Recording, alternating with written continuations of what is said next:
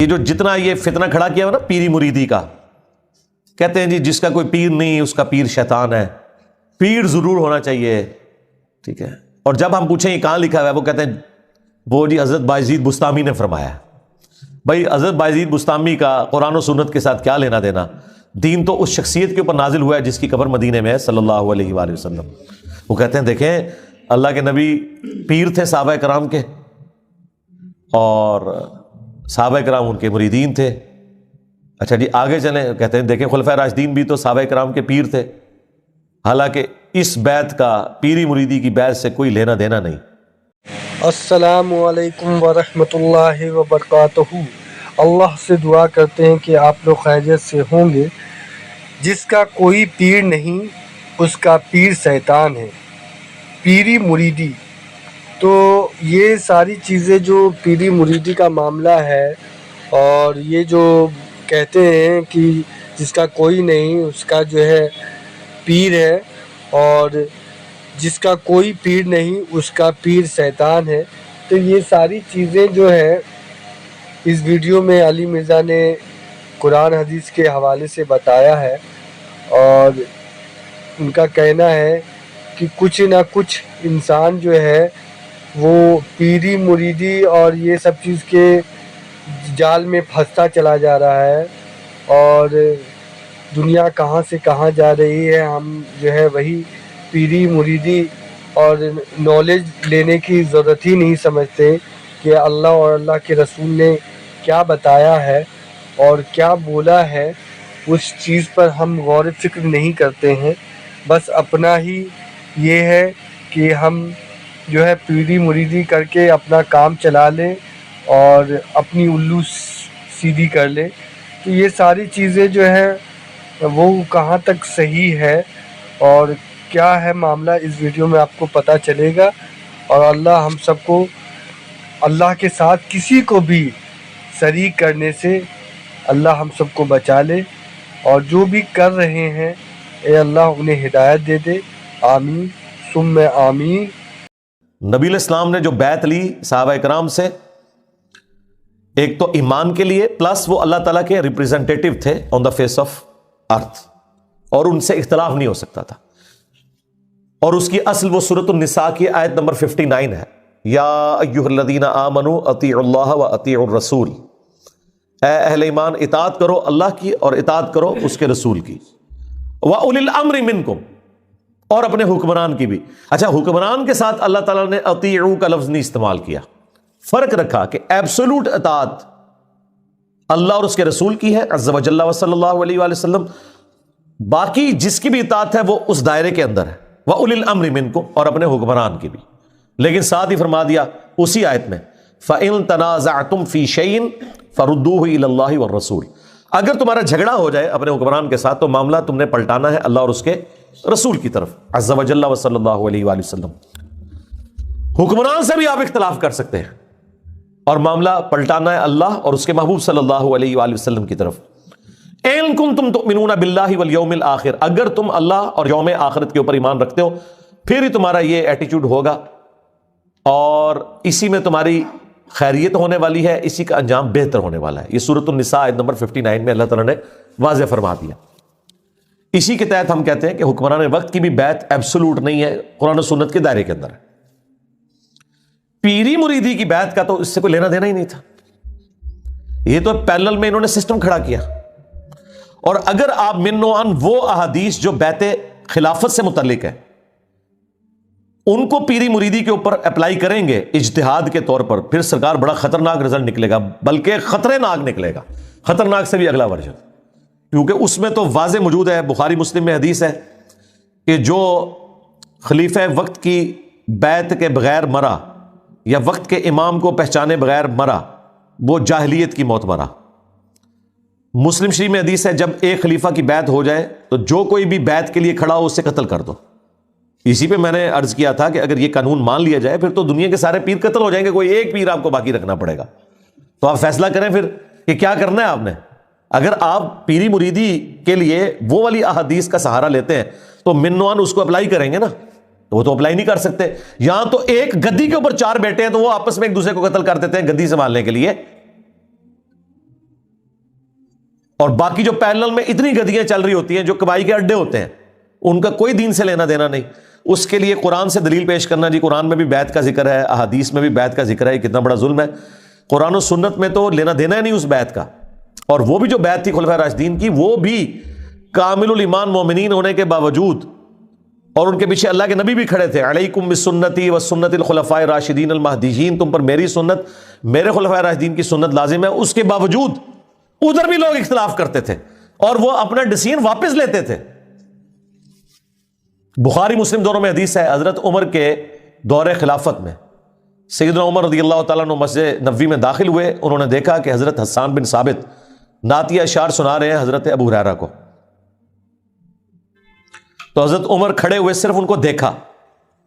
انہوں نے دیکھنے کے انداز سے ہی اندازہ لگا لیا کہ یہ تو ابھی اس سے پہلے کہ کچھ کہیں.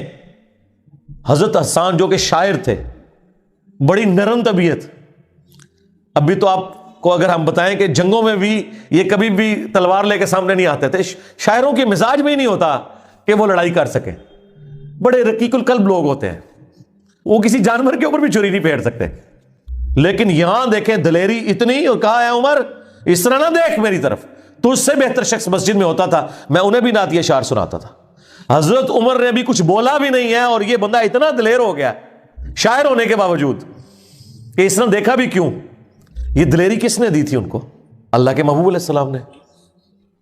یہ جرت کس نے دی تھی؟ آگے سے حضرت عمر نے اپنی عزت بچانے کے لیے یہ بھی نہیں کہا کہ میں تو پہ تکدا سا نہ. ہو سکتا تھا نا بندہ دیکھے امیر المومنین کی سرعام اس طریقے سے ایک بندہ للکارا ہے، اس طرح دیکھ میرے حل سرکار یہ کون سنتا ہے.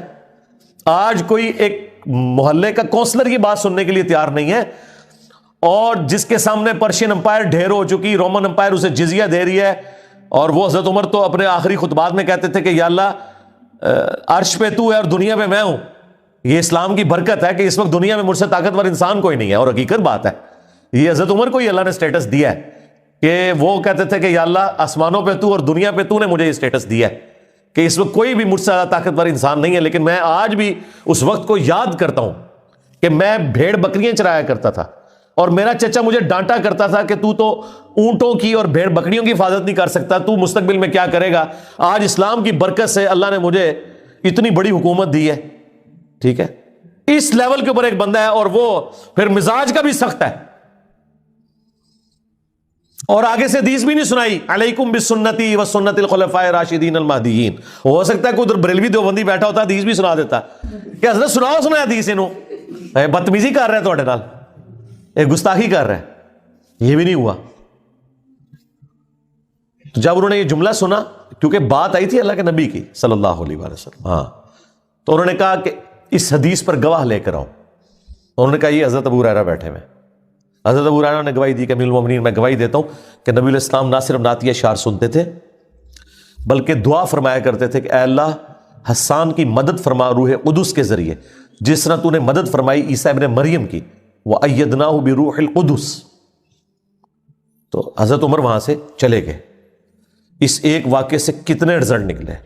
نمبر 1، خلیفہ راشد بھی ہو، اگر وہ قرآن و سنت کے خلاف کوئی بات کرے آپ نے ایکسیپٹ نہیں کرنی. نمبر 2، اعلانیہ اس سے اختلاف کرنا ہے. نمبر 3، خلیفہ راشد کا بھی کتنا جگرا ہوتا تھا کہ وہ حدیث سن کے سرنڈر کرتا تھا. نمبر 4، حضرت عمر حضرت ابو ہریرہ کو ثقہ اور صدوق مانتے تھے، جبھی ان کی گواہی قبول کی. لہذا روافظ کا یہ کہنا کہ وہ حضرت ابو ہریرہ کو جھوٹا سمجھتے تھے، یہ بالکل غلط ہے. اس پہ الگ سے میری ایک تفصیلی ویڈیو بھی ریکارڈ ہے. اور نمبر 5، اگر حضرت عمر کو یہ پتا نہیں تھا کہ مسجد نبوی میں محفل نعت ہوتی تھی اور نبی علیہ السلام سنتے تھے، حالانکہ وہ اتنے بڑے جید صحابی ہیں اور خلیفہ راشد ہیں، ان کو بھی یہ حدیث نہیں پتا تھی، تو سرکار اگر آپ کے کسی امام سے کوئی حدیث چھپی رہ گئی ہے تو اس میں اس امام کا مرتبہ کو گر نہیں گیا. اور جی انجینئر صاحب نے دسیا ساڑھے بزرگوں نے نہیں سی پتا، ساڑھے اماموں نے نہیں سی پتا، اور تواڈے بزرگ تے شاہی کوئی نہیں، سیدنا عمر جیسا ہے ہی کوئی نہیں، تیرے امام تے شاہی کوئی نہیں. اگر حضرت عمر سے یہ حدیث چھپی ہوئی تھی کہ مسجد میں نعتیہ اشعار پڑھے جا سکتے ہیں، تو ان کے بعد کون یہ دعویٰ کر سکتا ہے کہ میں ان سے بڑا عالم ہوں؟ تو کسی سے کوئی چیز اوور لک بھی ہو سکتی ہے. اتنے رزلٹ نکلے. یہ اس بیعت کا سٹیٹس تھا. یہاں یہ جو پیر بنے ہوئے ہیں ان کے مریدین ان سے اختلاف کر سکتے ہیں؟ کار کے بتائیں. کبھی نہیں کر سکتے. آپ کو سنائیں گے ممبر سے کہ حضرت عمر سے بھرے مجمع میں کسی نے پوچھ لیا تھا کہ مال غنیمت میں ایک چادر ملی تھی سب کو اور آپ کا قد لمبا ہے, آپ نے کیسے اپنا لباس سلوا لیا؟ ہم اس وقت تک آپ کا خطاب نہیں سنیں گے جب تک کہ آپ کلیریفیکیشن نہ دیں. تو حضرت عمر نے کہا کہ میرا بیٹا بتائے گا. تو عبداللہ بن عمر نے کہا کہ میں نے اپنے حصے کی چادر اپنے باپ کو دی تو انہوں نے اپنا لباس سلوا لیا. یہ جب کوئی واقعہ سنا رہا ہو نا تو اسے آپ نے ممبر سے نہیں نیچے اترنے دینا. اسے کہنا ہے کہ حضرت میں بھی سیدنا عمر کے اس ساتھی کی سلمان فارسی کی سنت پہ عمل کرنے لگا ہوں, تو آپ بھی ذرا حضرت عمر کی سنت پہ عمل کر کے نا کلیریفیکیشن دیں کہ 4 سال پہلے آپ اسلام آباد کی اس مسجد میں چٹائی پہ بیٹھتے تھے اور ایک مٹکا رکھا ہوا تھا اور 2-3 ساتھ لوٹے رکھے ہوئے تھے. پھر یہ بعد میں جب سیکٹر ڈیولپ ہوا یہاں پہ ایک مسجد بن گئی اور آپ کی تنخواہ 10,000 مقرر ہوئی تھی. آج آپ نے گاڑی اور ڈرائیور بھی رکھے ہوئے ہیں اور ایک شانہ زندگی گزار رہے ہیں, حالانکہ آپ کی تنخواہ تو اتنی نہیں ہے. یہ اللہ کا اتنا فضل آپ پہ کہاں سے ہوا ہے ذرا بتائیں. یہ نہ اس سے کہیں کہ آپ نے چندے میں سے چوری کیا ہوگا. یہ خود وہ انشاءاللہ خود رزلٹ نکالے گا اور اس سے پہلے یہ اپنے مریدین کے ذریعے آپ کے اوپر جھپٹ پڑے گا کہ چور سمجھتے ہو. کلیریفیکیشن نہیں آپ کو کبھی دے گا. اور پیروں کو تو چھوڑ دیں, ان کا تو سٹیٹس ہی بہت بلند ہے. یہ تو میں مولویوں کی بات کر رہا ہوں. ہاں, پیروں نے تو مولوی ہائر کیے ہوتے ہیں اپنی منقبتیں پڑھنے کے لیے. آپ نے دیکھا یہ کبھی عرس ہوتے ہیں نا درباروں کے اوپر, پیر صرف خاموشی سے آ کے بیٹھتا ہے روب قائم کرنے کے لیے, اینڈ پہ نا ایسے کر کے دعا کرواتا ہے تاکہ روب رہے کہ پتہ نہیں کتنا عالم فاضل ہے. حالانکہ میں تو یقین نہ کہنا نماز بھی نہیں سنا سکتے صحیح طریقے نہ. یہ ان کی حالت ہے. ترجمہ تو چھاڑ دو لیکن روب رکھا ہوا ہے. تقریر نہیں کر سکتے, نہ یہ آیت صحیح طریقے سے پڑھ سکتے ہیں, نہ کوئی حدیث سنا سکتے ہیں. مولوی انہوں نے بھرتی کیے ہوتے ہیں, وہ آ کے پہلے ان کی تعریف کرتے ہیں, اس کے بعد کوئی جھوٹے واقعات مرے ہوئے کے جو قبر میں پڑا ہے اس کے سناتے ہیں, الٹیمیٹلی وہ بھی اپنا حصہ لے کے چلے جاتے ہیں. یہ ٹوٹل پیروں کا پورا سسٹم ہوتا ہے. یہی تو دیکھیں پیر نصیر الدین نصیر صاحب رحمہ اللہ, ان کا یہی تو جھگڑا تھا وہ اپنے پیرلل میں جو دوسری گدیاں چل رہی تھیں کہ یار مولویوں سے کیوں تقریریں کراتے ہو, خود کرو.